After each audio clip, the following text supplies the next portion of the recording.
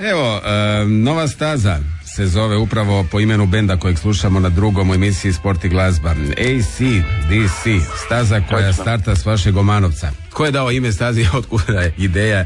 Je li točno da dečki koji vole opasne spustove niz planinu slušaju heavy metal? Pa raznoliko je to, nema pravila da slušaju heavy metal. A ime je poteklo u stvari ne od benda AC/DC, već zato što sama staza prolazi ispod dalekovoda. Aha, i zato ste evo dali ime AC/DC. To je bila asocijacija na ime staze. Ali koliko su do mene došle ocjene te staze, riječ je o pravoj downhill stazi koja će, kako kažu ovi pravi downhillaši, napokon odvojiti dječake i djevojčice od ovih pravih muškarčina. Točno, to ste mogli primijetiti na našoj prošloj održanoj utrci prije 3 tjedna, gdje je nastupilo velik broj vozača i najbrojnija kategorija bila elite, najjača kategorija, dok je malobrojna bila kategorija rekreativaca jer je bila ipak malo preteška za njih. U Pakracu se, Tomislave, fura brdski biciklizam i to za ozbiljno, točno? Točno, da. Drago mi je da je vaš kraj prepoznao potencijale koje donosi ekipa koja voli podizanje adrenalina spuštanjem niz planinu na biciklima. Pa nije prisutno samo spuštanje. Recimo da je aktivan kompletna mountain bike scena. Znači downhill kao natjecateljska, freeride kao više zabavna disciplina i cross country, znači pedaliranje. Kako ste vi uspjeli progurati u svom kraju, među, naravno, ja govorim sad prije svega gradskim strukturama, koliko bi bilo dobro napraviti ovako nešto što ste vi napravili, a to je downhill staza? Pa mogu reći da je krenulo spontano u stvari. Ja se krenuo voziti sa biciklom, gdje još neki prijatelji su krenuli sa mnom i pojavila se kritična masa koja jednostavno rekla ajmo napraviti nešto. Krenulo je sa klubom, pa je krenulo sa organizacijom utrka i malo smo drugačije pristupili tom sportu. Više smo naglasak dali na organizaciju utrka i postavljanje nekakve infrastrukture. Pogotovo na downhill i freeride, jer u Hrvatskoj ta scena baš i nije toliko jaka. Je li kraj živno dolaskom biciklista u Pakrac, odnosno Sunj? Je, točno. I to se moglo primijetiti tek zadnje 2 do 3 godine, jer su prepoznali to vozači van Pakraca, Lipika, mnogobrojni su iz Zagreba, pa Istra, a uglavnom iz cijele Hrvatske, a kada organiziramo utrku, onda nam dođu gosti iz Slovenije, pa i van. Sad ste spomenuli Istru, zasigurno također dio Hrvatske koji je prepoznao bicikliste i bicikliste koji vole ekstremne spustove, za razliku recimo od malo prije smo ga spomenuli, Sljemena, koji nikako da se probudi i da prihvati bicikliste.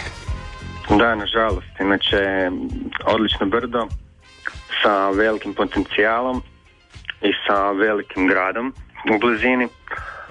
Ali ne bih htio ništa o tome govoriti, ne znam točno, ali eto, taj sport nije zaživio toliko na Sljemenu. Ipak postoje nekakve zabrane, pa to je razlog. Dobro, o tome ćemo još malo naravno razgovarati, a Istra je očito prepoznala potencijale i turističke i natjecateljske, dakle biciklista koji vole voziti kroz šumu ili rekao bih na terenima koji baš nisu na prvo gledanje za spuštanje biciklima. Pa Istra sama po sebi u stvari jako turistički razvijena, a biciklizam je jedan od oblika turističke ponude, pa isto tako i natjecateljska grana biciklizma. Pa se pojavila isto tako grupa zaljubljenika, što u downhill, što u cross country, tako da Istrijani su stvari dosta jaki na hrvatskoj sceni. Putujete li izvan Hrvatske na natjecanje, Tomislave? Pa pojedini vozači da. Konkretno imamo jednog člana, Santa Tesarija. Njega ćemo imati malo kasnije i u našoj emisiji, koji je inače pobjednik kupa i državni prvak Hrvatske. Da, tako je. Tako da je on u stvari dio hrvatske reprezentacije, pa onda odlazi van Hrvatske na natjecanja svjetskog kupa, europskog kupa ili slične utrke. Nažalost, naši natjecatelji nisu toliko uspješni da bi ušli u sam vrh natjecanja svjetskog kupa, odnosno svjetskog prvenstva. Da, ipak malo kaskamo za za Europom ili nekim svjetskim natjecateljima. A i sam sport, sama disciplina kompletno kaska za ostatkom. Gdje trenirate kada ste u Hrvatskoj? Pa uglavnom je to Pakrac. Puno nam vozača iz Hrvatske dolazi u Pakrac na vožnje. Znači mimo utrka koje organiziramo nedjeljom, najčešće nedjeljom organiziramo trening vožnje, možemo to tako nazvati, na našim stazama kojih ima više. Nije samo ta jedna ACDC. Dakle, gotovo svaki vikend u Pakracu se organiziraju downhill i cross country vožnje, koliko mogu razumjeti. Točno, da. Pa možete reći gotovo svaki vikend. Dobro. Kako vi vidite budućnost brdskog biciklizma kod nas? Vjerujete li u to da će, recimo to, strukture koje odlučuju o tome shvatiti potencijal i kvalitetu ulaganja u brdski biciklizam, odnosno u ona mjesta i one krajeve i one planine koje mogu zaživjeti zahvaljujući biciklistima 365 dana u godini? Pa ja sam veliki optimist što se toga tiče, pogotovo na našem području, odnosno pogotovo na našem brdu Omanovac. Imamo veliku potporu grada koji je to prepoznao u zadnjih 2-3 godine najviše. Eto samo jedan detalj, između ostalog na jednoj od naših staza klub je dobio nagradu Zeleni cvijet za jedno od naših, kako bi to nazvao, umjetničko djelo, nazvano Anakonda. Znači uređenje okoliša koje evo zahvaljujući vama, vrijednim i marljivim organizatorima koji ste svoj okoliš uredili na, rekao bih, originalan i osibujan način, na način kako to znadu ljudi koji voze brdski biciklizam, dobio je zeleni cvijet. Da, dakle. A što se tiče još nekog potencijala vezano za natjecanja, treninge ili privlačenja ostalih vozača, ne samo iz Hrvatske već i inozemstva, vidim veliki potencijal, da.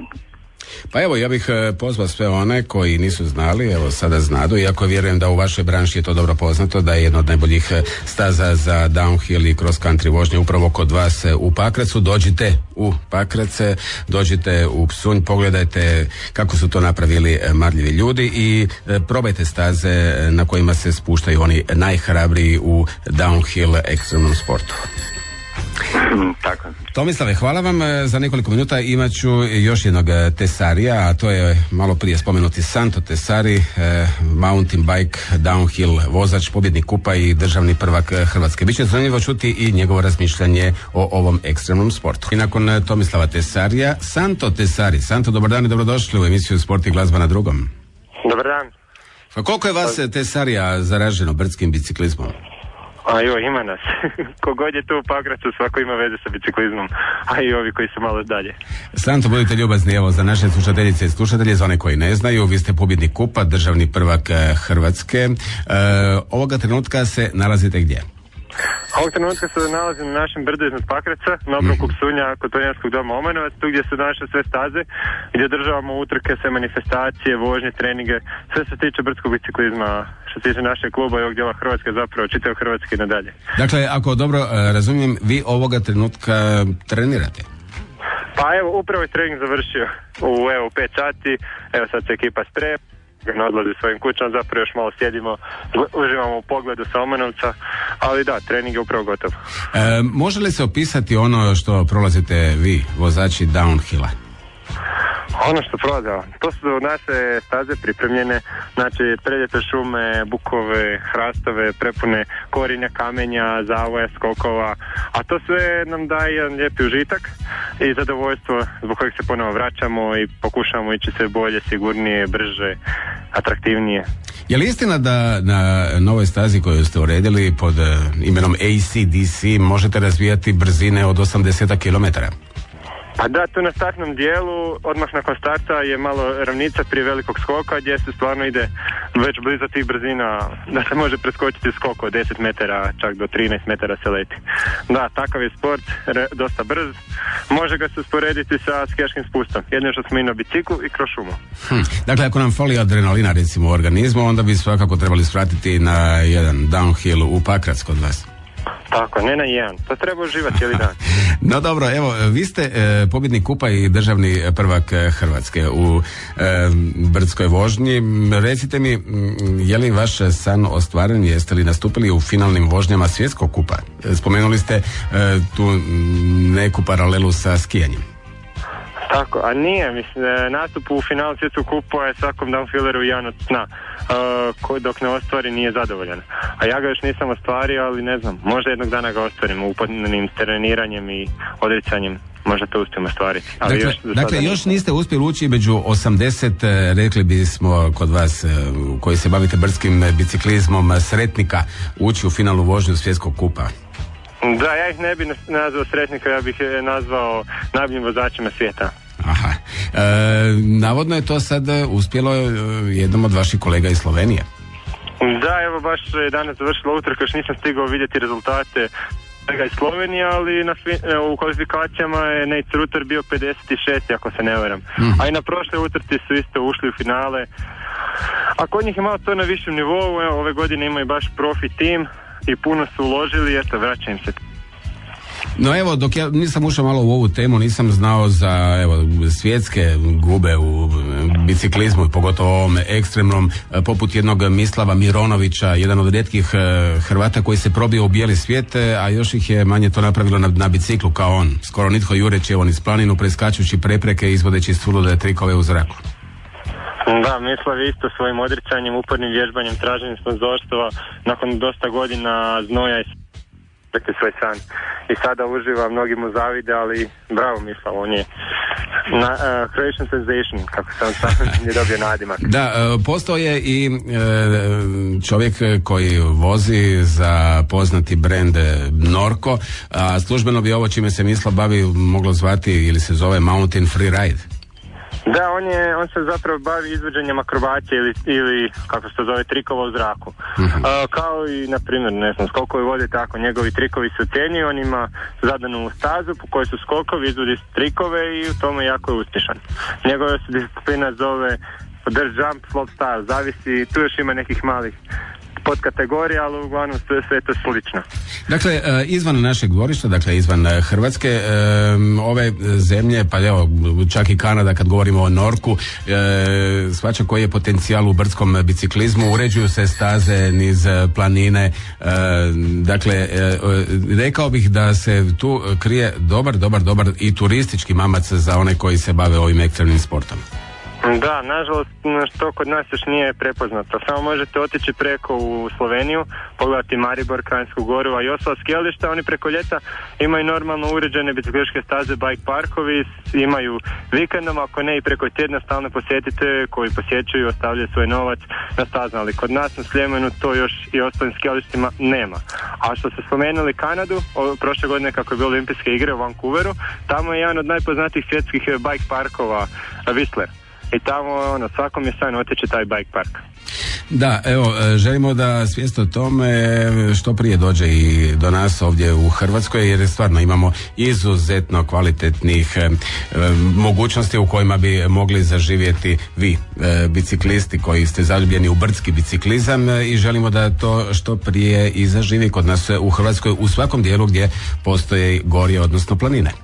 Tako je, u ljetu kada je u gori lijepo, tamo nije vruće, nije sparno, je prelijepo se voziti biciklom, uživati u prirodi. Ono što bi rekli vi bajkeri, uzmi bajk u prirodu, vozi se gdje poželiš, to je slobodna vožnja u kojoj ti nitko ne zadaje granice, igralište su ti šuma i planina, zar ne? Tako, to je prelijepi osjećaj. Da.